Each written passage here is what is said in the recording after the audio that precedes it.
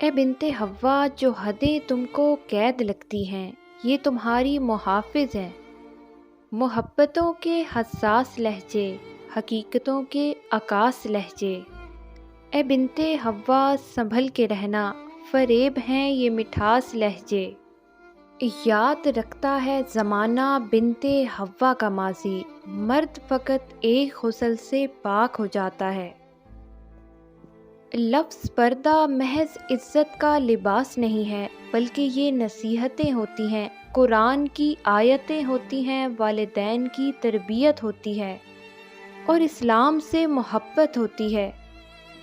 بنت حوا کے لیے کیا یہ اہمیت کم ہے کہ ابن آدم اس کے بغیر ادھورا ہے؟ اے بنت حوا، کون تھی تم؟ بوجھ تھی تم، ذلت کا باعث سمجھی جاتی تھی تم، زندہ دفن ہو جاتی تھی تم۔ کون ہو تم؟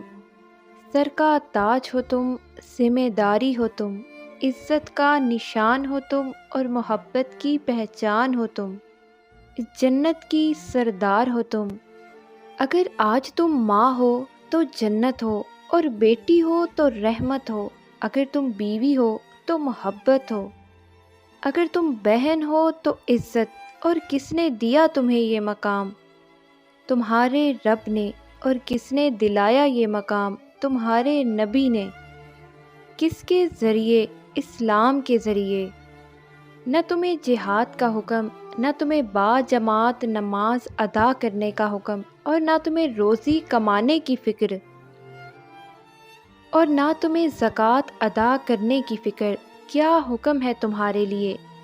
بنت حوا، تم با پردہ رہو، اپنے آپ کو ڈھانپ کے رکھو، تم قیمتی ہو اور تم اللہ کی رحمت ہو، کہ تم اسلام کی بیٹی ہو اور تم فاطمہ بنت محمد کی کنیز ہو، کہ تم عورت ہو، بچوں کو دودھ پلاؤ تو اجر ہے تمہارے لیے، اگر ان کو کھانا کھلاؤ تو اجر ہے تمہارے لیے، اگر تم شوہر کی تابع دار ہو تو اجر ہے تمہارے لیے، تم رات کو جاگ کر گھر والوں کی دیکھ بھال کرتی ہو تو یہ عبادت ہے تمہارے لیے، اگر تم اپنے باپ کا فخر قائم رکھو تو یہ اجر ہے، تم ماں کی تربیت پہ عمل کرو تو یہ اجر ہے۔ اے بنت حوا، کون تھی تم؟